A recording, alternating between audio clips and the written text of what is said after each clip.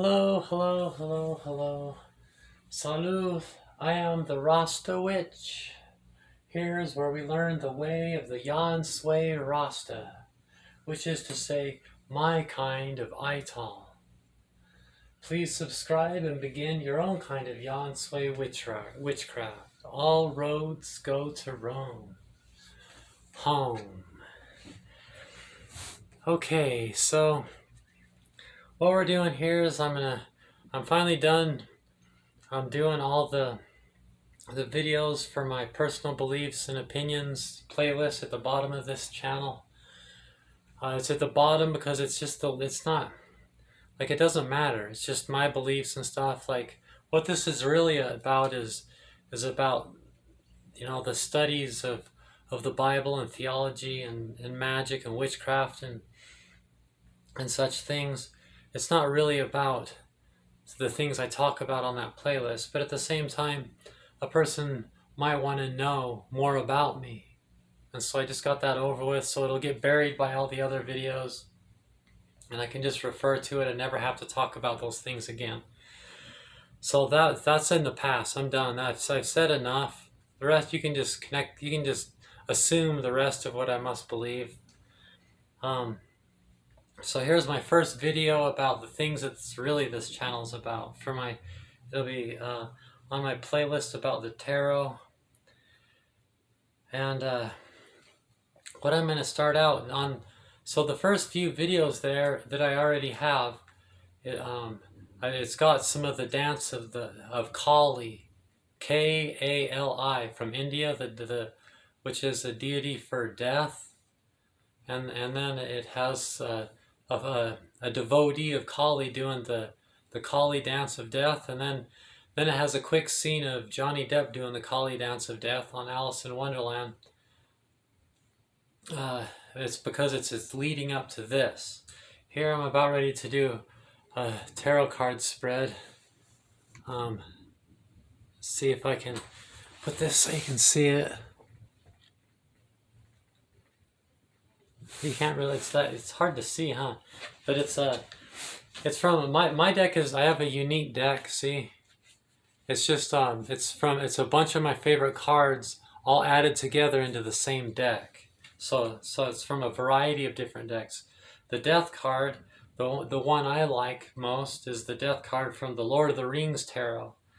So it says Death, and it has a picture of Gandalf fighting Balrog. If you've seen, let's see, that happens on Fellowship of the Ring. That's how the movie ends. Remember, he fights Balrog, and he says, "None shall pass here," and puts his staff on, and then they both end up falling into the pit. You're not sure what happens. Then the next movie starts where he goes from you realize he survived, and he's no longer Gandalf the Grey, he's Gandalf the White. So it has the scene from when they're fighting, and it says at the bottom, Gandalf confronts the Balrog. So Balrog, his name isn't Balrog. He is a Balrog who has a name. So Gandalf confronts the Balrog. Gandalf loses his life, but is to be reborn, right, as Gandalf the White. So that's the meaning of it's a perfect example of what the Death card means. It means to be reborn. It's a rebirth. So that's what the Death card is very misunderstood. It's like people are all, the Death card, that's satanic, Why? Because you're scared of death and you believe in heaven and hell? Because really what death is it's just part of the will. All the tarot cards fit into a will, and all the Kabbalah, the tarot, and astrology, they're all really the same thing, Like the Death card, the astrological sign that corresponds to the Death card. See how it has a Scorpio symbol up there? Is Scorpio. Scorpio is the corresponding astrological sign for the Death card. Like let's see. Here's another one. Like Temperance is temperance, and like they all correspond somehow.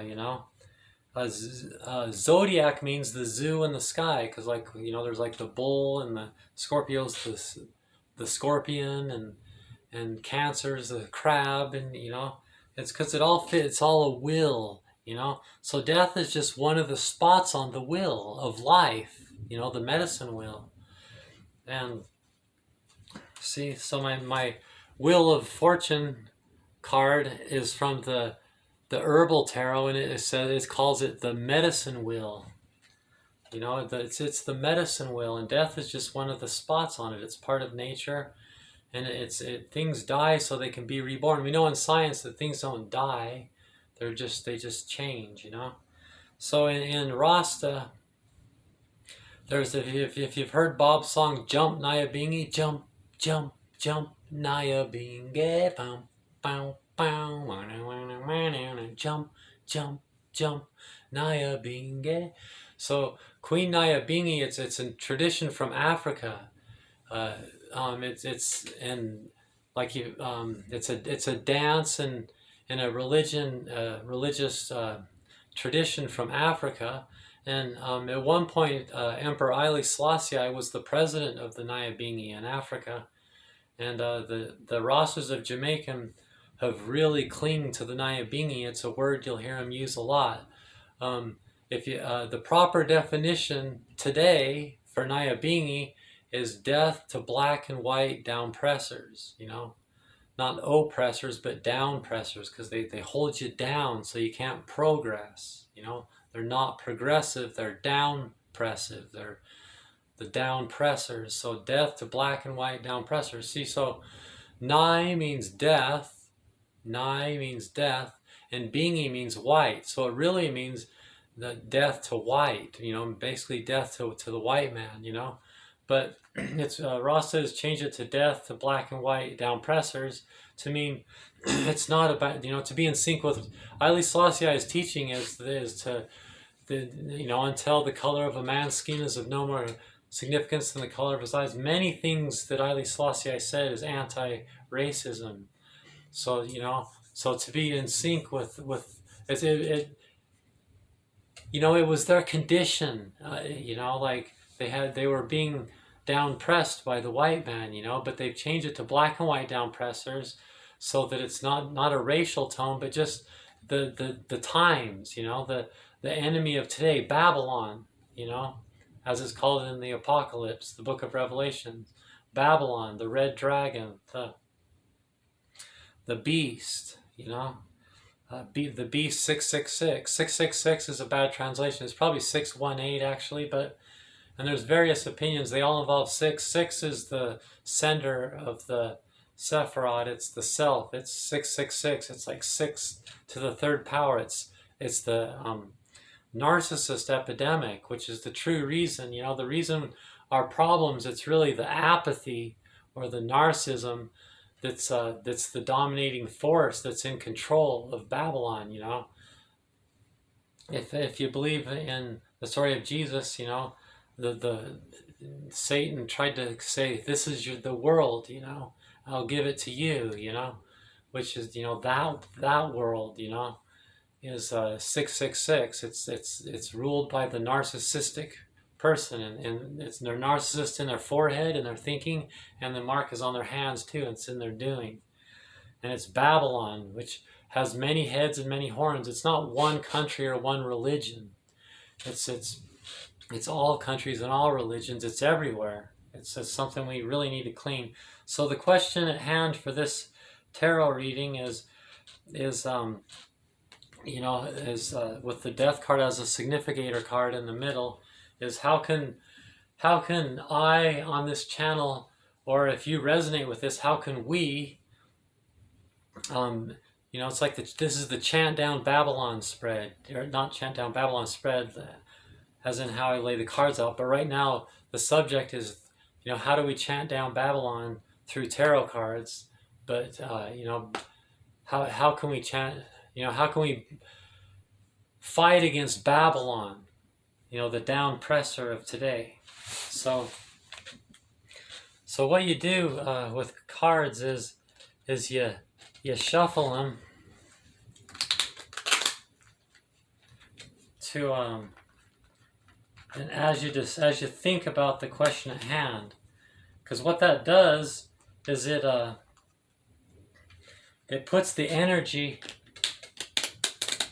of that question into the cards, and it gives you, right now I'm thinking about it, I'm thinking about the question at hand, and that energy is going into the cards. I usually do a few little cuts like that. Then I hold the cards out and do the prayer. I invoke thee, Yahweh El Roi, that thou wilt send Heru, the great angel that is set over the operations of the secret wisdom, to lay his hands invisibly upon these cards of art that have been consecrated in thy name, Yahweh El Roi, that thereby I may obtain true knowledge of hidden things to the glory of thine ineffable name. Amen.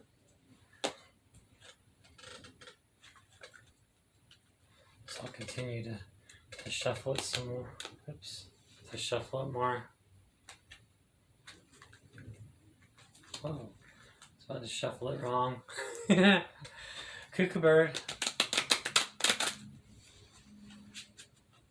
If you don't shuffle these cards right, they don't fit together well, because I see how I have them they're kind of bent like that.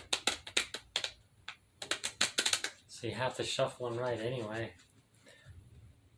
A couple more times, and I think we got it. Okay.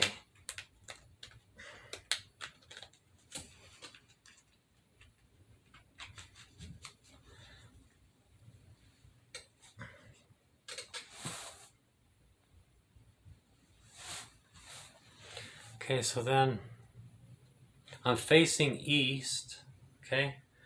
So east is the direction that we're going. And then east, west is the past.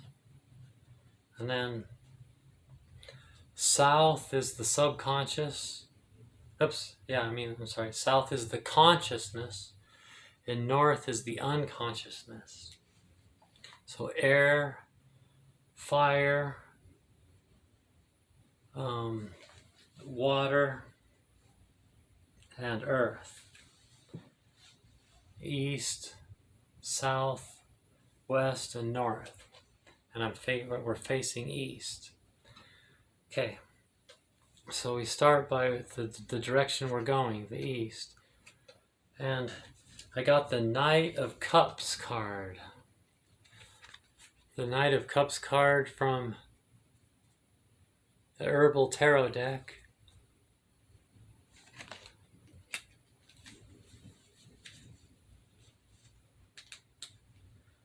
The Knight of Cups card. So the Knight of Cups is from the Herbal Tarot. The corresponding herb is sarsaparilla. It says it's an alternative tonic aphrodisiac used for stomach and liver skin disorders, has definite tonic properties, and will enhance male sexual energy. So that's there's a connection to that plant and the Knight of Cups. They have a similar spiritual meaning. So the Knight of Cups is like the it's like an intriguing proposal, or like a truthful expression of your feelings, Well, I've heard it said that it's like Romeo in a lizard disguise, It's a lover, a person trying to make advances and overtures for specific propositions, it says here in the book that goes with the Herbal Tarot deck. The Son of Water, cups are water, so from an elemental perspective. Okay, so where are we going? Okay, so the way I look at this card is, the Knight of Cups isn't the King or Queen of Cups, that's not, one day he'll be the King of Cups, see? So see how he's got like the wing, the helmet with the the wings on it and see the river behind him. You know, he's looking that direction, and there's a river that he needs to cross, and there's much ahead of him, you know. So that's kind of where we are, you know. We still have a ways to go, you know. We're not going to be bringing down Babylon today, you know. We're still young in the effort, and we still have a ways to go, you know. It's truthful expression of feelings, because again, water is emotions. It's your feelings. He's the Knight of Cups, you know. So he's thinking about, as he's looking to the future, he's thinking about his feelings about the future, you know. In that sense, this is in the eastern direction, which means the direction we're going, especially, you know. So this card means that we still have a ways to go before we're gonna tackle this beast, you know.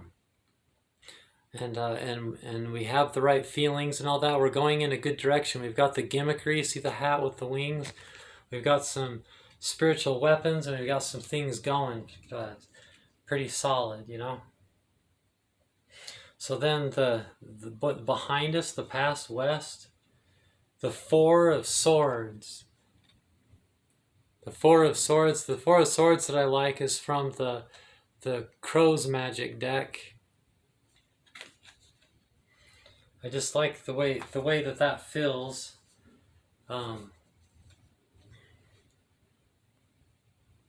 So what this card means, it's kind of like, oh my gosh, I really need a vacation. You know, like when people say that, that's the Four of Swords. It says at the bottom, Four of Swords, restore, rejuvenate. You know, so it's like, that's the spirit of this card. It's like vacation, rest, wonder, designing inner peace. You know, stop. It's if you follow the moon, there's a certain point in the moon cycle where it's time to, you know, you've been working, you know, you're on the other side of the full moon, the moon's waning, and now it's time to kind of rest and start planning your energy as it accumulates more and more towards the next full moon, you know. So that's what this one. So this is the past. It's, so remember, the future was we're young, we're just getting started, and we have a lot ahead of us. You know, he's looking at the river. He's got to cross the river. You know, that's the feeling of the moment.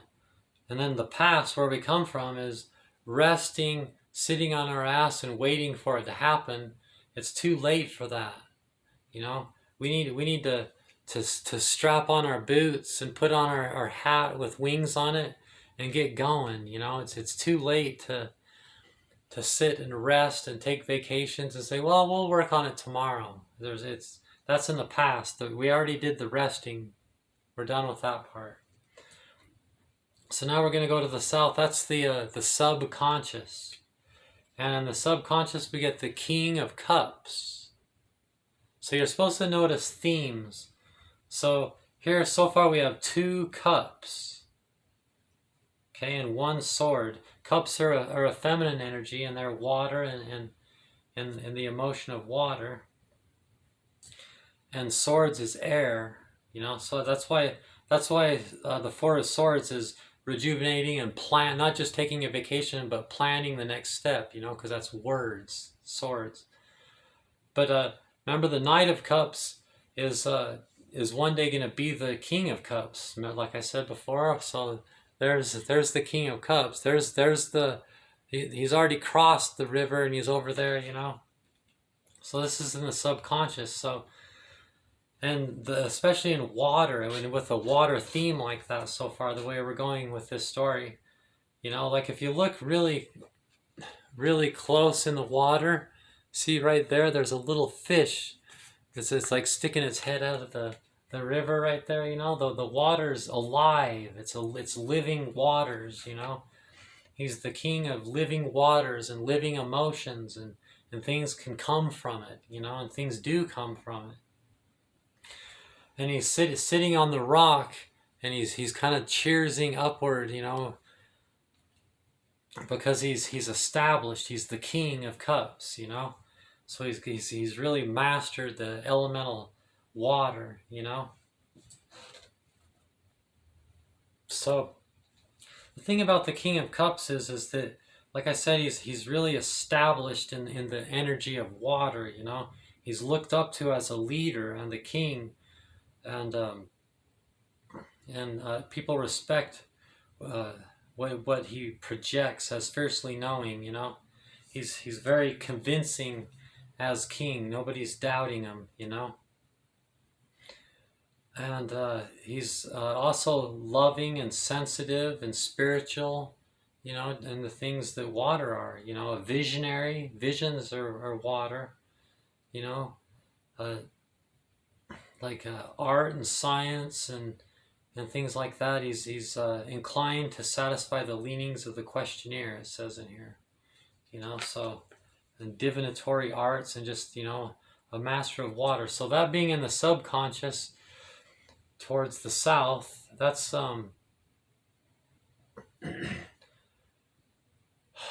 let's see, in this particular case, it's that our biggest weapon is that, you know, the night's got to go. There's work to be done, and as witches, we've got a lot of witchy weapons, you know, and the witchy weapons are very connected to your subconscious. You know, they're creative. The creativity of witchcraft could be anything. I mean, witchcraft's all about fire, water, air, and earth. But it's most famous. Like at work the other day, I told a coworker that I'm a witch, and they said, "Oh wow, well then tell me about my future." And I said, "Well, oh, I don't know. It's not. That's not really what it's like. But go ahead and let me see the palm of your hand." And I said, "Well, you're really close to your parents, but I can see it's complicated. There's more to it." And they were like, "Yeah, you're right. I'm really close to my mom, but I don't know my dad and don't really care about my dad." You know, so, you know what I mean? So it's what people think of when they think of witches, you know, it's our strength. So now the north. No, you know what? I'm sorry. I did that wrong. I did that wrong. The south is our consciousness, not our unconsciousness. The north, I'm like, oh, wait a minute. That's like summer and that's winter. Isn't winter like the subconsciousness? Gosh dang it. Yeah, I haven't been reading my cards much lately. This is the first time I've taken them out in a while. So I'm a little rusty. No, the King of Cups is in the consciousness. So yeah, my story especially applied there, you know. We're very convincing. We seem to be very connected with all these spiritual weapons and ready to go. So people admire us for that and are ready for us to say something significant. And then in the subconsciousness, oh no, it's the Nine of Swords. The Nine of Swords. The Nine of Swords isn't good. It's one of the cards that you hope not to get, really. You can see there, because like there's 10 swords, you know, so it's 9 swords. There's only one more to go, you know, and the 10 of swords is like a body with 10 swords in it, maybe, you know, and you can see that the woman there is sitting up from a sleep and crying, you know, like when you have a nightmare and maybe something bad happened, and so you wake up crying. That's what she's doing there. So the Nine of Swords is that. It's from the Herbal Tarot deck. By the way, this is Herbal Tarot deck. The corresponding herb was Sal Palmetto. The corresponding herb for this one is valerian.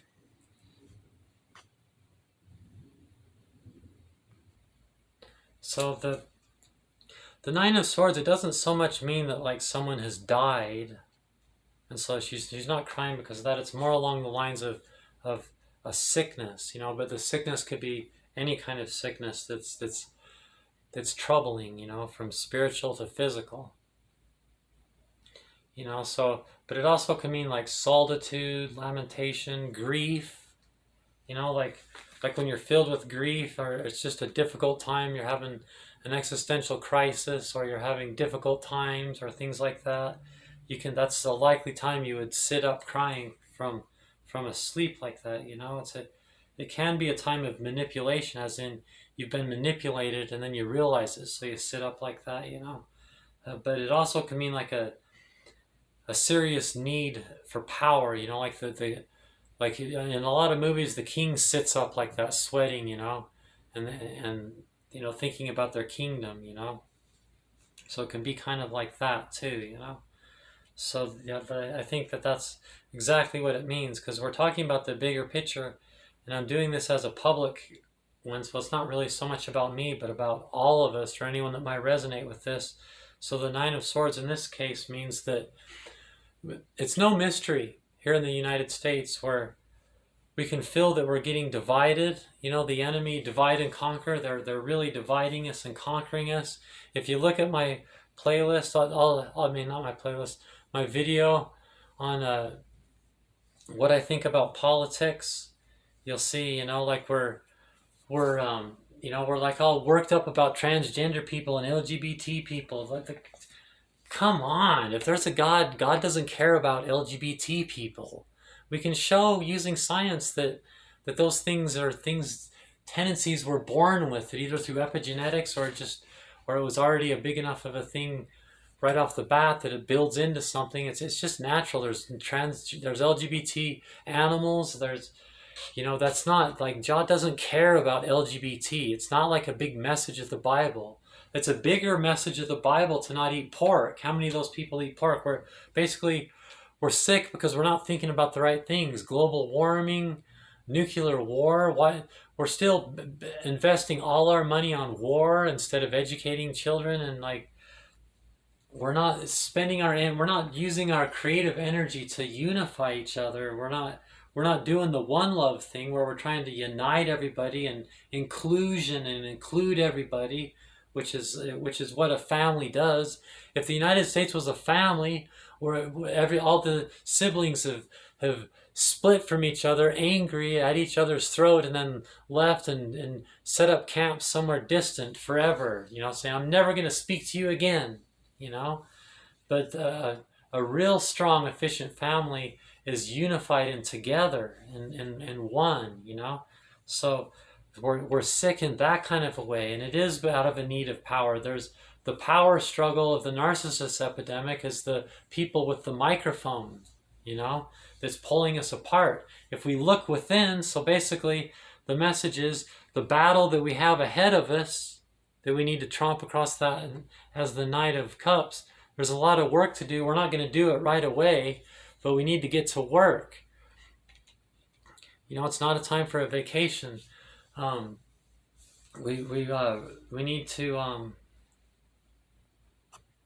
We need to come up with ideas of how to unify. That is exactly what I'm trying to do. That's with this channel, and this is my first video really digging into the message of this channel. And like I've said in all my videos so far, if you look at them that I've recorded before this, that's what I'm trying to do.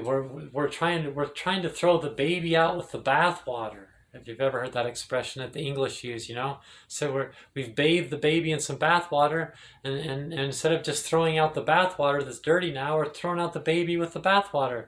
Just because we know who wrote the Bible and we know what all this stuff has been about all the time doesn't mean we need to throw everything away and declare war against the people that haven't understood that message yet. We need to come together and understand, that a person could be anywhere on the spectrum of knowing about these things. They could be completely oblivious to it, or they could be very aware of it. But nothing needs to be thrown out. The Bible's our past, and the belief of God's our past, and it never was all bad, even at its worst moment. So that's exactly what I'm trying to do on this channel. There's a lot of work to do. There's no time for rest. I need to get to work, and I need to make these videos and see if my contribution and my message, I spent my whole life thinking about this. This is exactly what, since I was a little kid, before I ever knew what Rasta was or knew anything really, I already knew that this is what I wanted to do. This is my message. This is what I want. And I'll see if I can make it work.